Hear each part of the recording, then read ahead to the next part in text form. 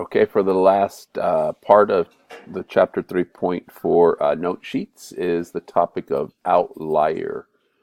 Check a set of data for outliers, and just using that word in general, people have an idea what I mean. Outlier, something that's very far away, that's not part of the normal values. And so take a look at different definitions. What is an outlier? Google it and take a look at what are the definitions that people have for that so that you can get a context for it.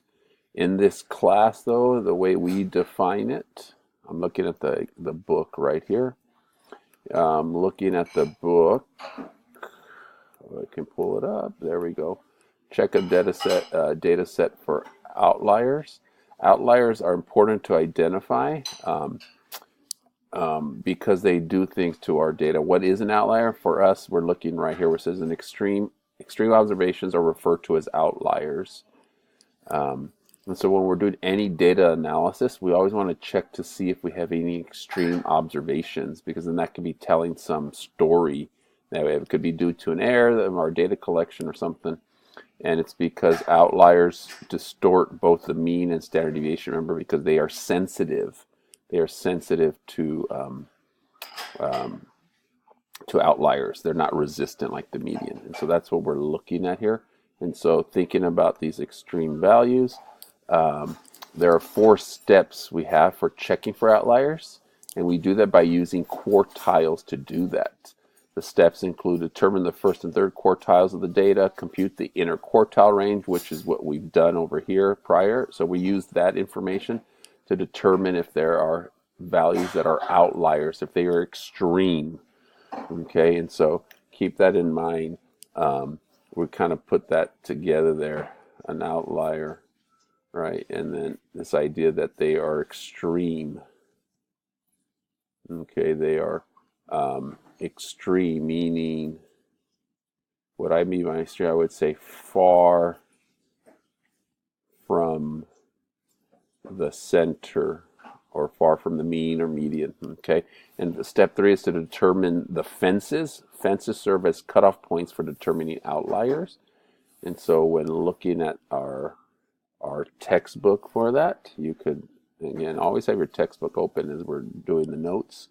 As you can see here in the book here, checking for outliers by using extremes. There's a little formula we use. The lower fence is Q1 minus 1.5 times QR, and Q3 plus 1.5 times QR. And so what an outlier, what we're looking for in an outlier is basically this idea of, if we list the data, if all the data was, so you have something called the lower fence. So it's kind of, and that is Q1, the value of Q1 minus 1.5 times IQR. So it's a formula we use. And then you have the upper fence.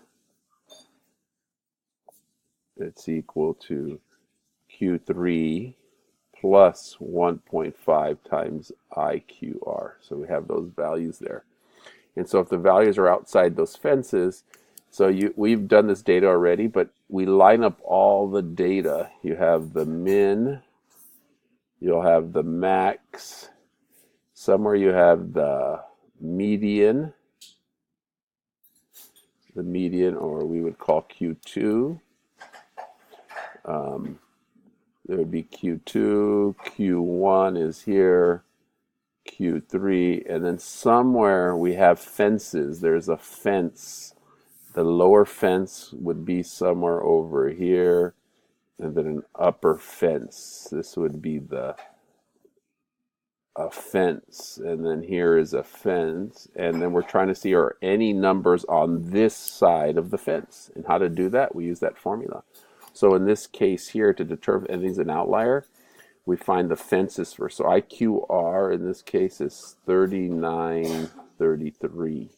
That's my IQR. So all the steps: find quartile 1, quartile 3, find inner quartile range, and then determine the fences.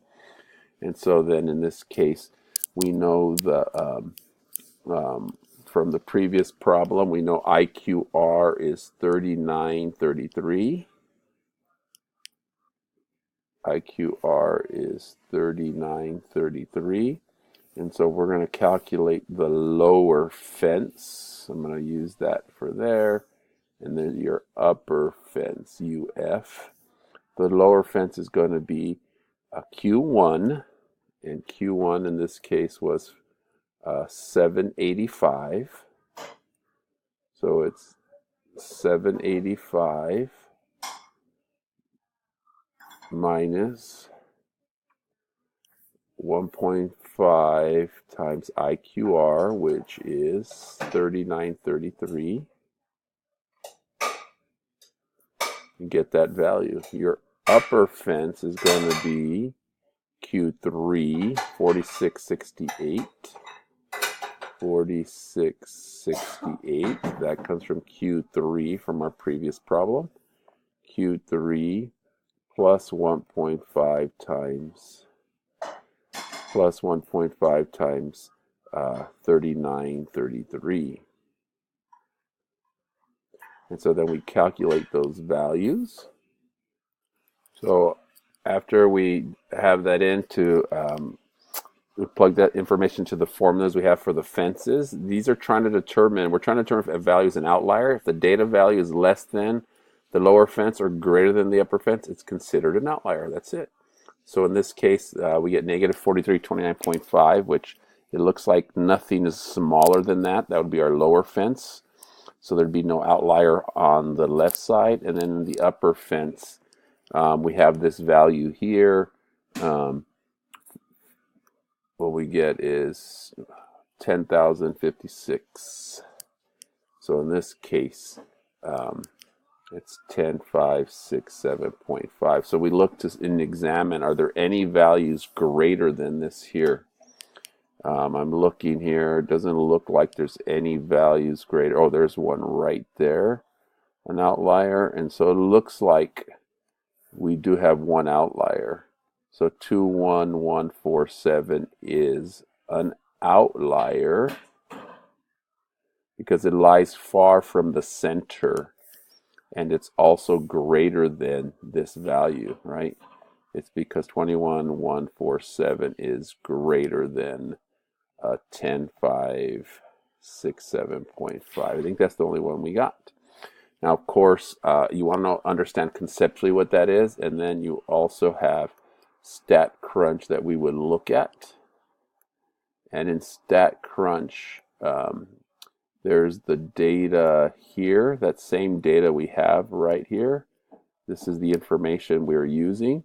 And so for that, to find outliers, it's a little interesting move here. You go to box plot, and I'll do this in class again, but box plot, and then I have this data, and then right here you would say use fences to identify outliers. It's going to draw a box plot, which is the lesson, the next lesson, but you've seen box plots before, but it's going to show you the outliers. And so when you compute it, you can then see there's a box plot, but then the little dots are the outliers, and so you can see you get 21,147 is an outlier, and so that again came from the box plot. And I think that's it.